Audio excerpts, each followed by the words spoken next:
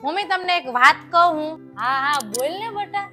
તમે છે ને મારા માટે છોકરો ગોતો ને તો એ છોકરા પાસે કેવડો મોટો બંગલો હોવો જોઈએ, બહુ પૈસા વાળા હોવો જોઈએ, બહુ મોટી મોટી ગાડીઓ હોવી જોઈએ, અને મને તો છે ને કેટલા ઘરેણા આપે ને એવો છોકરો ગોતજો હો તમે. અરે હા, મારી દીકરી હાટું એવું જ ઘર ગોતશું, બંગલા ને ગાડી ને પૈસા વાળું. તું ઉપાધિ કરમાં કાંઈ.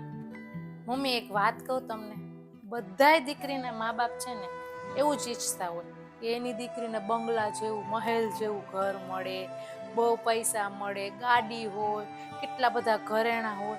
પણ હું આ બધાને જ સુખ કહેવાય? મમ્મી આ બધાને સુખ ના કહેવાય.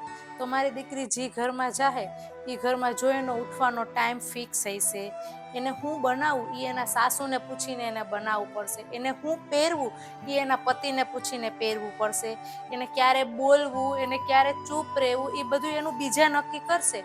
તો હું આ પૈસાદાર માણસો એ સુખી કહેવાય?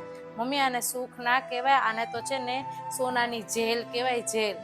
મમ્મી છોકરીઓને છે ને સુખ કોને કહેવાય ખબર? એનું જીવન એના મનની ઈચ્છાથી, એની આઝાદીથી જીવે ને એને સાચું સુખ કહેવાય. ઘરેણા જાજા મળી ગયા એ સુખ નથી, પણ તમને જીવન જીવવાની આઝાદી કેટલી મળી ને એ સાચું સુખ છે. અરે હા બટા, આજ તો તે હોના કરતા મોંઘી વાત કરી ને મારી આંખ ખોલી નાખી. હવે આપણે ઠેકાણું ગોતવામાં બહુ ધ્યાન રાખશું. તે કીધું ને એ વાત 100% સાચી છે.